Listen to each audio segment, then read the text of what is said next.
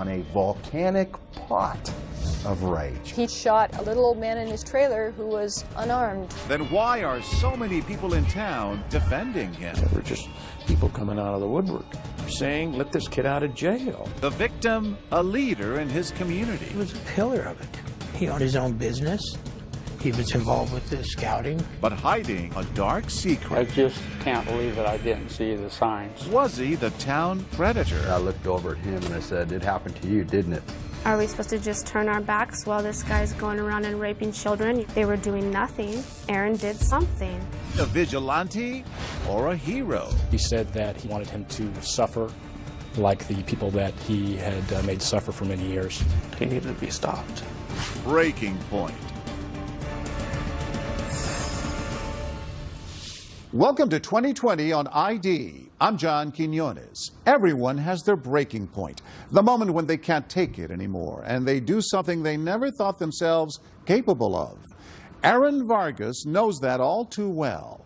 He had struggled with a dark secret since childhood, until one February night when he erupted into violence. A man lay dead, and a community was forced to weigh one crime against another. As Chris Cuomo first reported in 2010, it would take months to unravel what had caused the tragedy, and even longer to determine if Aaron was truly to blame. At the end of this dark, winding road through the redwoods just outside the small seaside town of Fort Bragg, California, a single shot rang out in February 2009. 911, what are you reporting? A frantic call comes in from a woman who says her husband has been shot. Sergeant Greg Van Patten, a detective with the Mendocino County Sheriff's Office, races to the scene. So I received a phone call from the Mendocino County Sheriff's Office dispatch center. 1016, go ahead. And in the call, they relayed to me that a homicide had just occurred in the Fort Bragg area.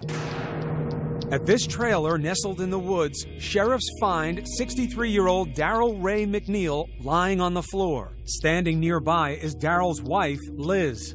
Lead investigator Dustin Lorenzo. She was extremely emotional, crying, upset. The scene surprisingly contained and immediately odd. McNeil is dead from a .44 caliber shot to the stomach. No signs of struggle or burglary, just an antique ball and cap black powder revolver laid neatly in pieces on a countertop.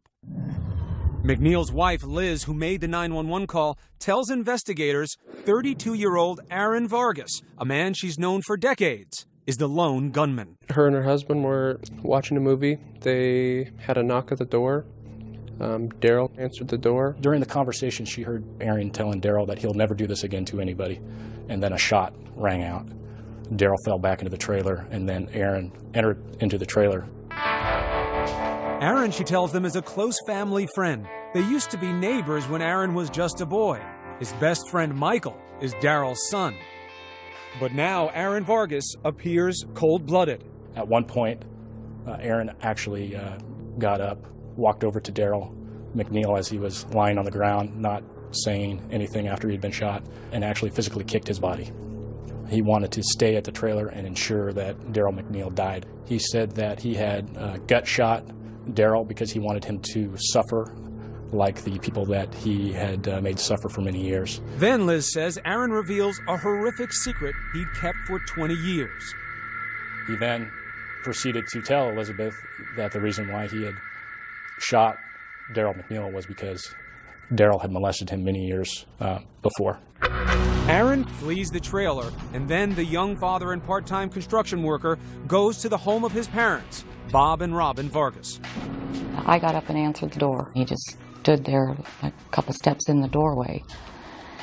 So I looked back at him, and he said that he had shot Darrell and that he wanted to tell me he was sorry and tell me goodbye. Simple as that. Mm-hmm. Did he seem in shock?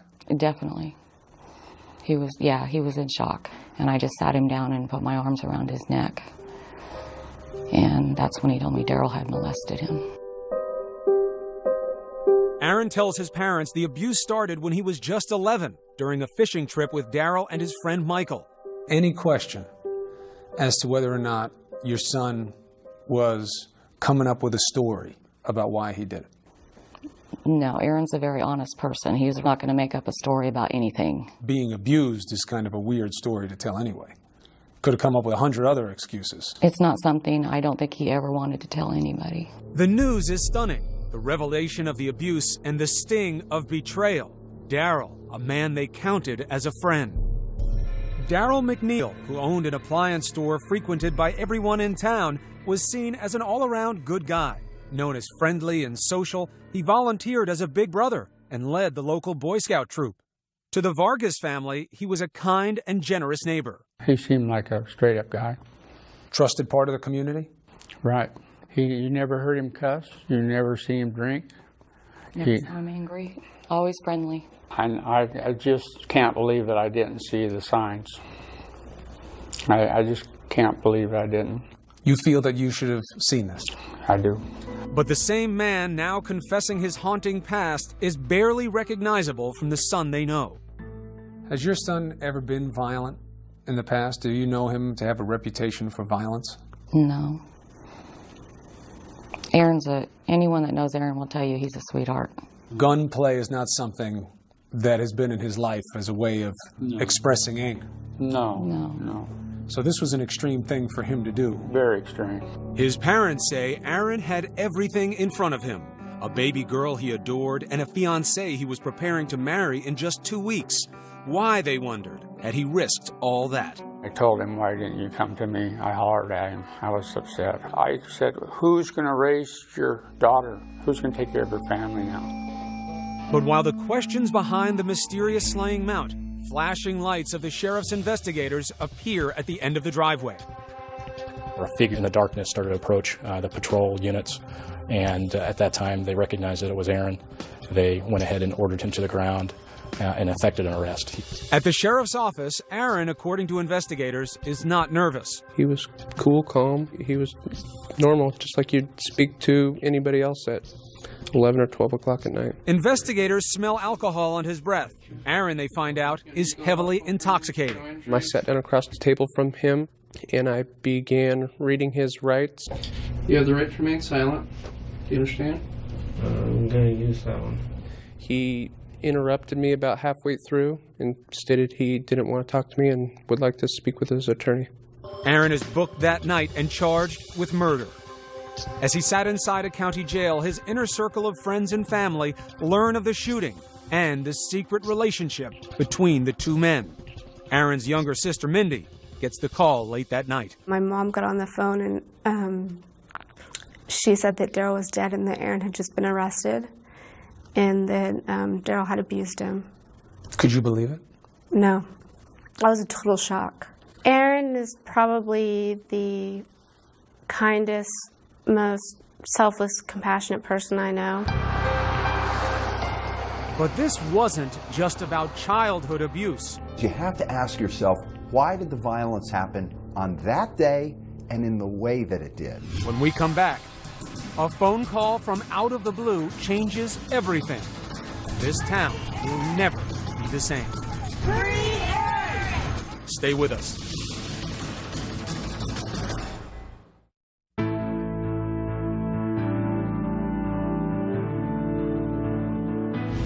Aaron Vargas, known for his gentle nature, has shot and killed a man considered to be a pillar of the community. He's confessed to the murder, but claims Daryl McNeil had been abusing him since childhood. What really happened between the two men, and what caused Aaron to snap? Here again, Chris Cuomo.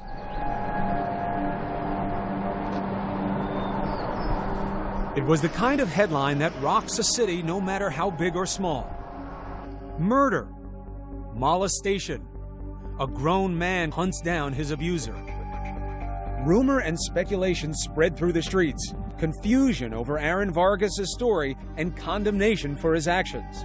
But to the district attorney's office, which charged Aaron with first-degree murder carrying a sentence of 50 years to life, this case is cut and dried. The bottom line is the law is very clear that when you do this, there have to be ramifications.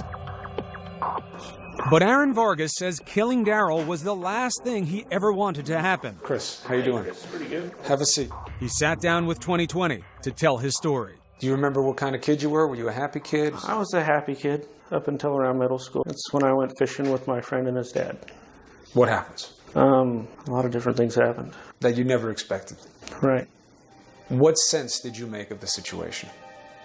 I'm still trying to make sense of the situation. Aaron says still, because as shocking as it sounds, he says this sexual abuse never ended. Up and through his teens and into his 20s, Vargas says Daryl McNeil used drugs and alcohol and the shame that Aaron felt to keep him under his physical and emotional control. And how often would it be? Maybe a couple times a year. And what happened? On a fishing trip, again. And we were drinking. And I was half asleep, probably almost sleeping, and he kept rubbing my leg, you know, trying to get a hand on my junk. And finally I got mad, and I kept telling him, no, stop, don't do it, and he kept trying. And how did you see him? Was he your friend? Who was he? He was like a friend. I mean, sometimes he'd be normal. He'd just go fishing. It'd be fine. Nothing would ever happen. And then he'd just have another side of him come out. And what was that other side? How would he change? He would just be persuasive and needy and persistent. And he would just wait until you're totally plowed. He'd get you real drunk and try to take advantage of you. And when that moment came where he would put himself on you, you would just zone it out. Sometimes I'd just be like, hey, don't, you know, and he'd just be like, oh, just let me do this to you really quick, and then I'll leave you alone. You know, he'd say whatever he could. When he would make sexual advances, when that's where this would go, in your mind, did you feel this is right, this is wrong? I know it's wrong. And then afterwards, how would you feel? Just shameful. Aaron says he used binge drinking even when he wasn't with Daryl as a way to escape the embarrassment. He was arrested on several DUI charges and couldn't hold down a job. Aaron's family saw him struggling too, but never understood why. Everything would seem fine, and he'd have a job, he maybe had a girlfriend, he seemed happy, had it together, and then all of a sudden it's like his whole life would fall apart. And my family and I would discuss it at times, you know, we would wonder what's going on with Aaron. We've seen a little bit of change in Aaron, you know, when he got in his teens, and we just kind of figured it was his teens. What do you believe now was the reason for his erratic behavior and his struggles? It was Daryl coming into his life. It was a pattern of Aaron getting away from Daryl, then Daryl finding him, and that's what would cause Aaron's world to just fall apart. Aaron says no matter how hard he tried to keep his distance from Daryl, the cycle of abuse would start again. He'd find my phone number or whatever, no matter where I went. He'd come around my work and whatnot. He'd call almost daily. Were you trying to push him away? Yes. And it wasn't working? No. And what would it do to you emotionally every time he'd show up, every time he'd call? It would just make me tense up. What do you think it was that kept you from protecting yourself from him? What kind of control did he have? I think I just didn't care about myself. Explain that to me. He just, for some reason, he got to do what he did, and that was that.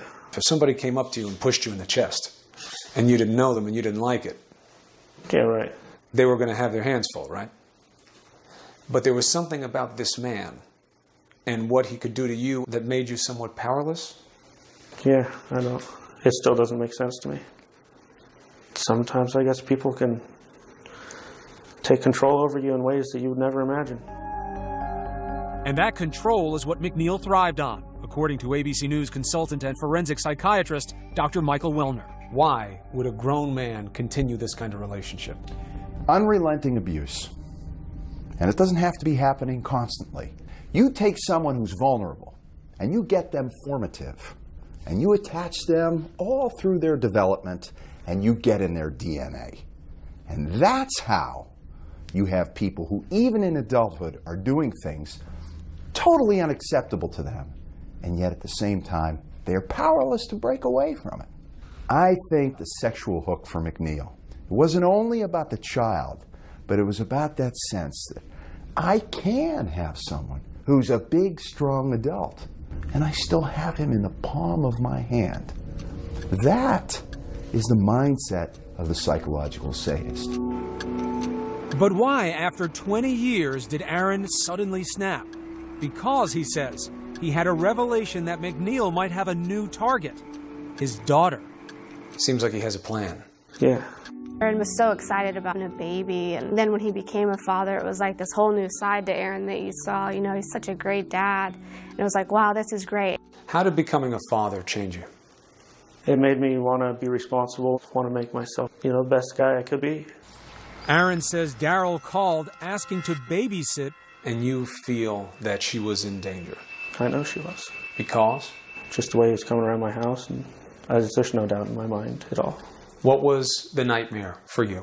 Oh, if he came around when I wasn't there, he'd, touch my daughter in some funny way when she wasn't being guarded. That wasn't the only thing weighing on Aaron's mind. The biggest catalyst may have been a phone call that came out of the blue from his best friend Michael, Daryl's son. He was just distraught and he was out of sorts. Michael tells Aaron he believes his father used him to get to his friends. The two men met here with Daryl's stepson, John Clemens. For the first time in their lives, the three grown men open up about their childhood secrets. I hated him. Never forgot about what he was doing to me. John Clemens says the molestation by his stepfather started around age 10 and continued until he was 14, when he decided to stand up to him. I finally realized that what he was doing to me was wrong. I basically told him if he ever touched me again, I would beat the crap out of him. While the two brothers, John and Michael, speak, Aaron sits quietly. I looked over at him and I said, "It happened to you, didn't it?" Aaron didn't say anything. He nodded his head yes. This was the first time you had ever heard that you weren't alone, right? Right. And this would also be the first time that you would ever admit that you were a victim, right? Yes. Aaron says he was in a state of shock for 2 days after that meeting and finally went fishing to clear his head. He would have a few drinks. A few would turn into many. I decided to go say something to him. And you bring a gun? Yeah. What happened when you knocked on the door? I remember showing him the gun and tell him, "Listen, I'm not joking.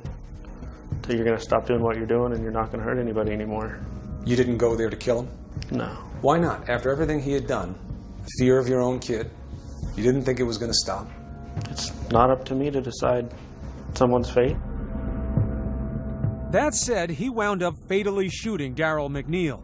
Aaron insists it was an accident, but says he can't remember how it happened. So the gun goes off. What do? Did you try to help Daryl? I was more concerned about what was wrong with Liz. Well, you know what was wrong with Liz. You just shot her husband. But why didn't you try to save the man on the floor if you didn't want to kill him? He just didn't seem important to me at the time. But there was something important about Daryl McNeil's murder, more than Aaron could ever imagine. There were 12 other people who wanted their fingers on that trigger.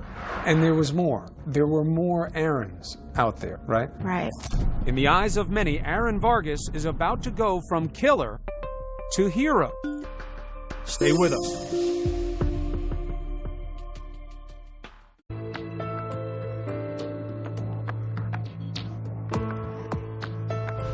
Aaron Vargas has admitted he killed Daryl McNeil, but it soon becomes clear this story doesn't involve just these two men.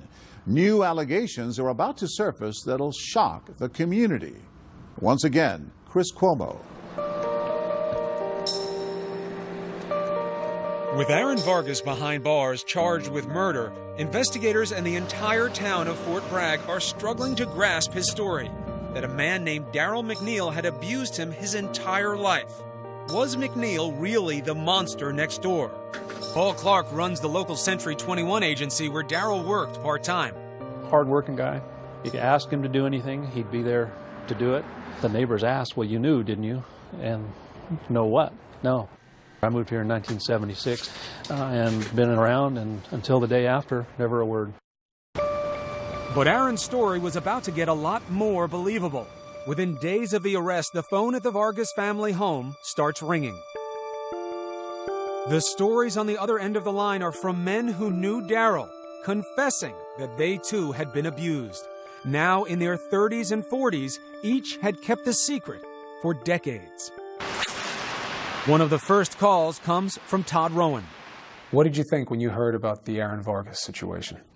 There was some relief there. Nobody's going to get hurt anymore. Why was it important for you to come forward? The guilt. Of what? Of knowing what this man had done to me. Who was this man? Daryl McNeil. And what had he done to you? Molested me. Sexually molested me. He knew what he was doing. He knew exactly what he was doing. And I knew it was wrong. But how can something that feels so good be so wrong? Todd was part of the Boy Scout troop led by Daryl within the Fort Bragg Mormon Church. He says the abuse started at age 15 and went on for 6 years. I didn't develop normally because that preyed upon me. I carried it for a long, long time. And what would he wind up taking from you? My whole life. Mindy Galliani, Aaron Vargas's younger sister, says stories like Todd Rowan's, 12 in all, trickle back to their family. It was hard to believe. Just when we thought things couldn't get any worse, we would find something else out. That something came from inside Daryl's own family. Remember John Clemens, Daryl's stepson, who met with Aaron just 3 days before the shooting? John's mother and Daryl's ex-wife, Ginny Cotilla, learned of her son's abuse in the early 90s. Enraged, she went straight to the Fort Bragg police.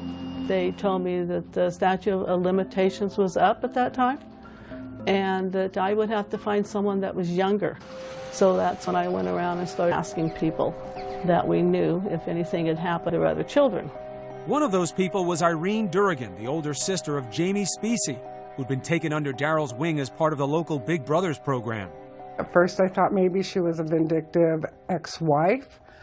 It wasn't until that Jamie came to my house and I asked him point blank. And he broke down and told me what had happened to him. From age 9 until 17, Jamie claimed he had been molested by Daryl on fishing trips. Jamie was the one that was the youngest.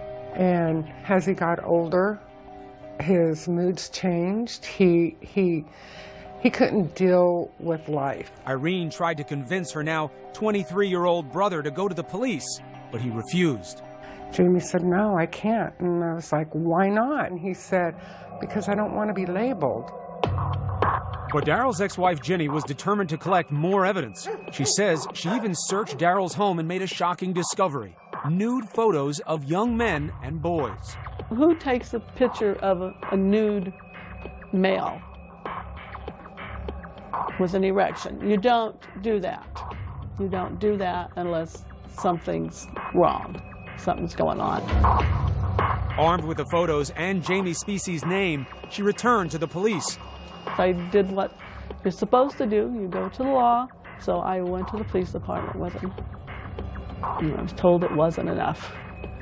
And the police officer told me I needed to be careful about what I said because I could be sued for slander. Fort Bragg police have told Aaron's attorney there is no record of Ginny's complaint. But that doesn't sit well with Todd Rowan, who did file a report 8 years before the shooting. July 24th, 2001. You go to the police. What did the authorities do? They took the report and wanted me to go undercover and befriend one of the kids that was working for him at the time and help them do kind of a sting operation, so to speak. What happened? I couldn't do it. Why not? I didn't want to confront him. My stomach would almost induce vomiting when I saw him in later years, or even 6, 7, 8 years ago. Todd says after he refused, his complaint was dropped. Why do you think nothing was ever done with McNeil in this community? Because he was a pillar of it. He owned his own business. He was involved with the scouting. He was involved with Big Brothers and Big Sisters organization. Wasn't that even more reason to come after somebody that they say is a predator? When he played the game and he made himself look out to, you make yourself out to look this grandiose, generous, caring person, they're not going to look at you for a second. If the police had done something, Jamie Specie's brother and sister say, Jamie would never have reached his own tragic breaking point. In 2006, when Jamie was 37, he came to his brother Richard panicked, saying Daryl was attempting to contact him. He says, you know, this man keeps bothering me. He keeps threatening me. He says, you've got all my guns in your safe. I need one of my guns. I should have saw it. 4 days later, he shot himself in the head. I didn't listen. But now the entire community was listening, and one after another, alleged victims of Daryl McNeil were stepping forward.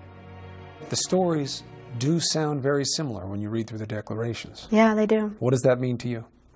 It means that Daryl had this way of preying on these victims, and he had mastered that, and he would do it over and over. You know, it's one thing when someone's a pedophile, and you can see that they target the young, and they target a certain age group and a certain look. But these people were targeted for collection, preying upon the young and holding on to them through their adolescence and into their adulthood. He was very manipulative. He used his home as a place for these kids to come to and get away from mom and dad, you know, take drugs, drink alcohol, party, and do sexual favors. And pretty soon, these kids become unable to do anything. But they had feelings about it, bad feelings, angry feelings, but they kept them under control, and he softened those feelings in very positive ways, and that was part of how he groomed and manipulated these victims even after they became men. First, Daryl's secret web of abuse. Now, missed opportunities by police. This is Mindy Galliani. Mindy takes the outrage public. About the radio program. Any t-shirt orders? From protests and petitions to media appearances and fundraising, the single mother's grassroots campaign to tell her brother's story takes off. Tom Hudson, Aaron's defense attorney, couldn't believe it. The community just stood right up. And next thing you know, the family and their friends are out on the corner with signs, and people are coming over to them. I've never seen it before. Never, just people coming out of the woodwork. They were saying, let this kid out of jail. They don't think he should have to serve a prison time, that he's suffered enough in his life, that he needs to be able to have his own family and be able to heal. And I think the community, after realizing the number of young men that have come forward, they're in support of him. They don't think he should be a victim any longer. A town once skeptical is now, it appears, backing a murderer. But not everyone in Fort Bragg is ready to parade Aaron through the streets. There is always two sides of a story, and there is another side to the story, for sure. What was the relationship between these two men really about? That's next.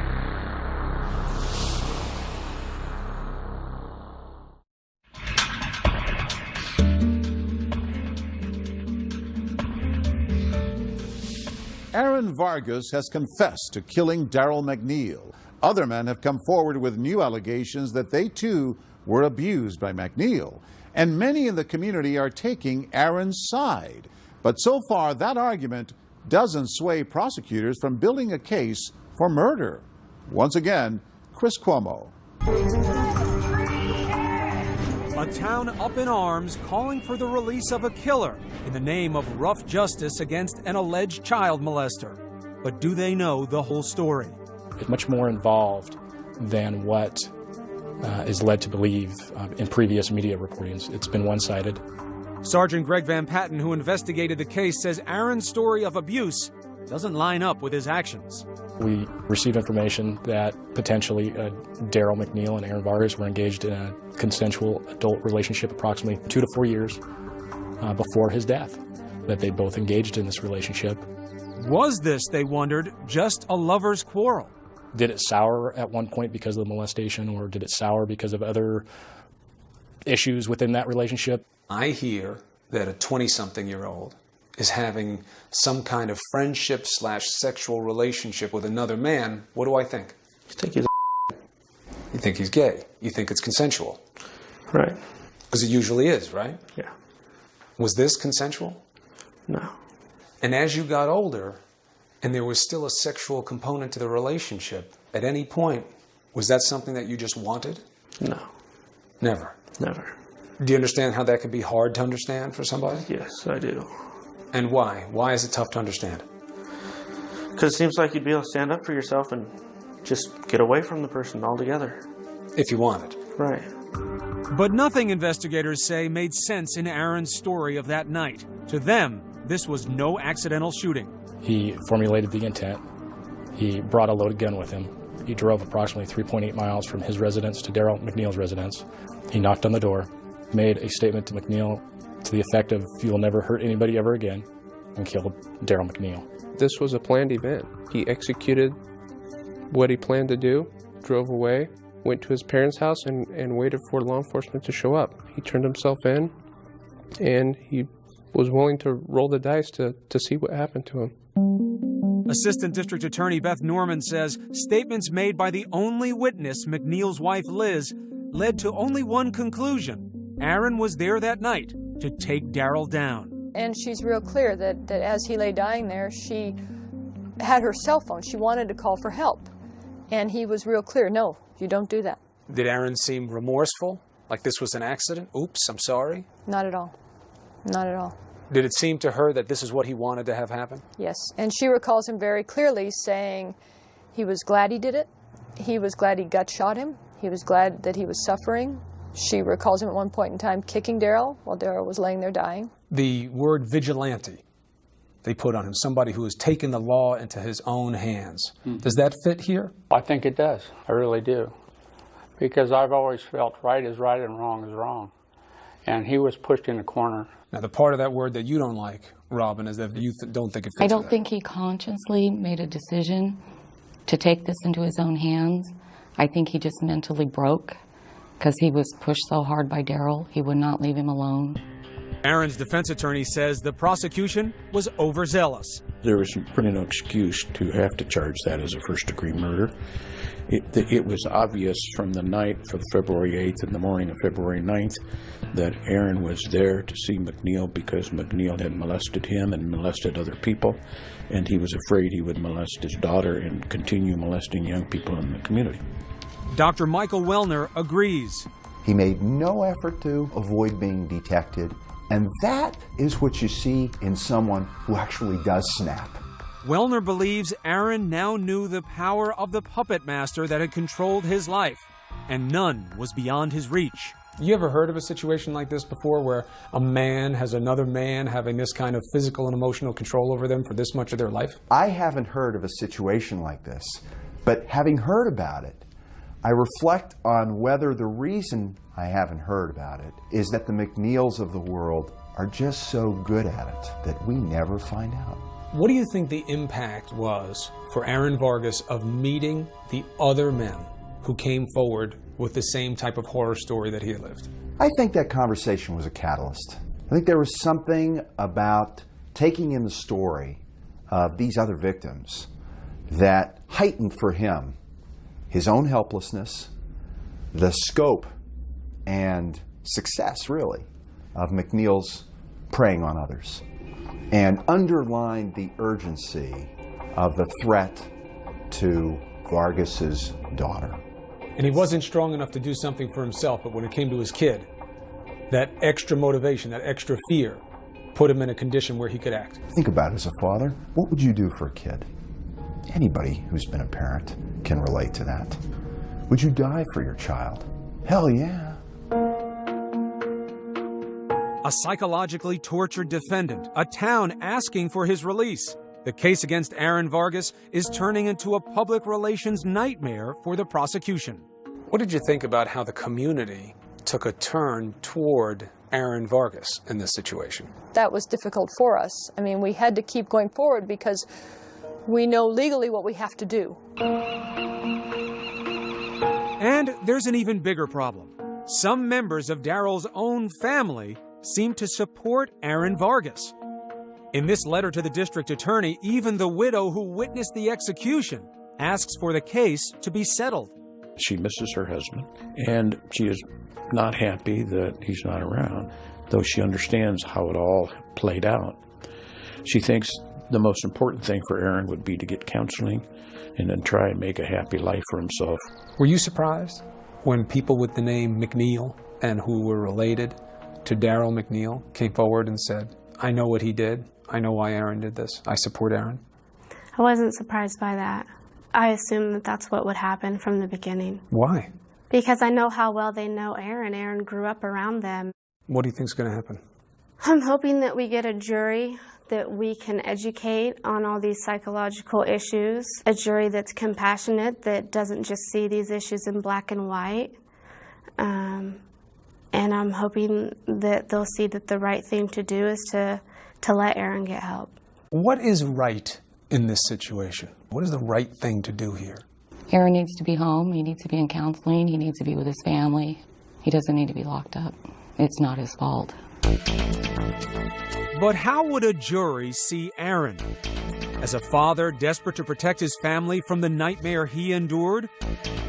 Or as a calculating killer who took things too far? Stay with us.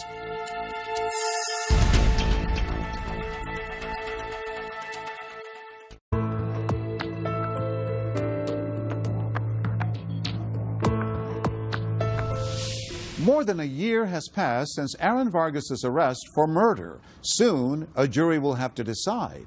Is he a vengeful vigilante who gunned down Daryl McNeil in a calculated rage?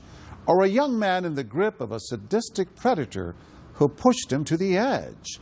As Chris Cuomo reported, Aaron's family can only hope that the jury will see the same person they do. So what do you want people to know about your brother? Because the headline reads, man murders a man that he says was his abuser 20 years ago. I want them to know that Aaron was just trying to get somebody to leave his family and other people alone. He was just trying to scare somebody into not abusing kids anymore. You don't think it's premeditated murder? Not at all. If it was premeditated murder, Aaron would have took him out on a fishing boat out on the ocean. And it would have been an accident. 20 years of abuse went by and he didn't try and seek vengeance on this man. He's not a vengeful person. He didn't go over there with the intent for somebody to die. What is the hardest part for you emotionally in seeing your brother in jail and thinking about what might happen to him? That he doesn't deserve it. If it's the case that Aaron was right about everything and Daryl was threatening, we're not supposed to take the law into our own hands. What else are you supposed to do when the system fails to protect you? What other choice do you have? Are we supposed to just turn our backs while this guy's going around and raping children? The people who were supposed to be protecting Aaron and these other kids, they were doing nothing, and Aaron did something. We don't feel that it is right for Aaron Vargas to have come to the decision that he is the judge, the jury, and the executioner when it comes to Daryl McNeil. With feelings so hot in the small town, prosecutors decide getting 12 impartial jurors is a long shot. They drop the first-degree murder charge and offer Aaron an 11th-hour plea deal, voluntary manslaughter, avoiding a life sentence.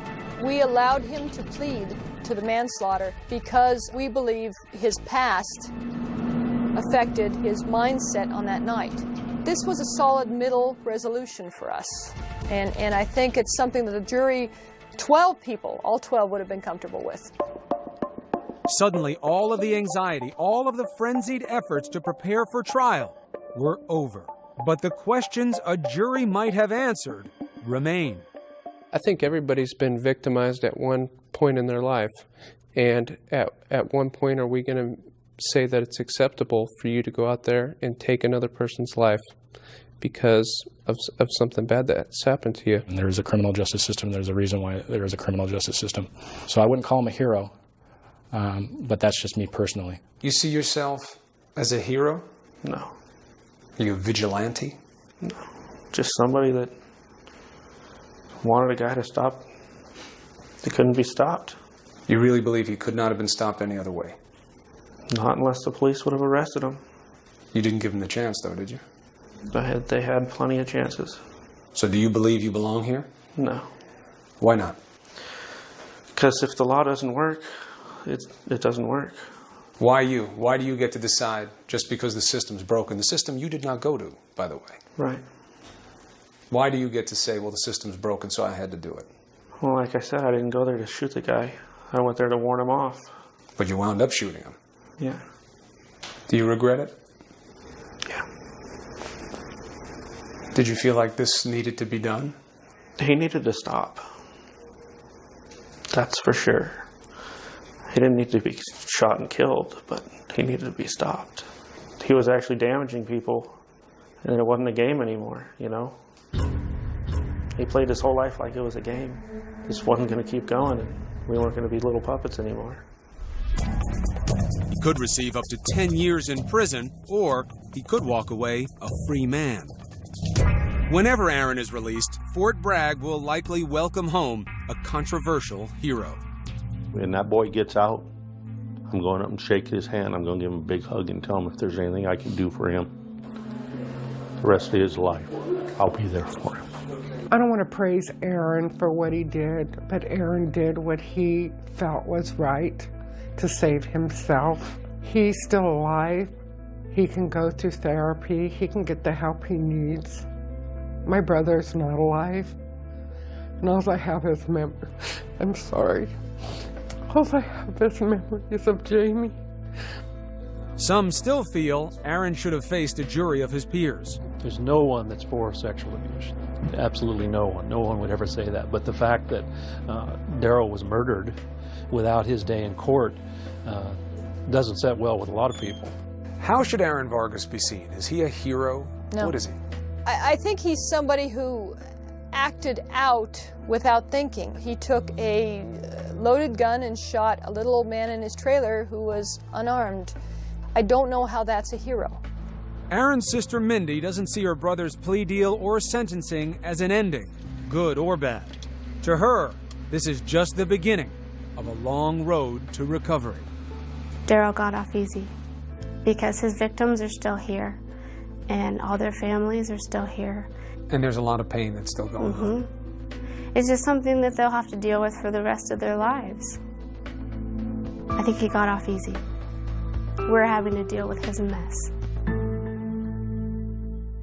Aaron Vargas was sentenced to 9 years in prison. He unsuccessfully appealed that sentence and is scheduled to be released in 2017. I'm John Quinones. Please join us next time for another edition of 2020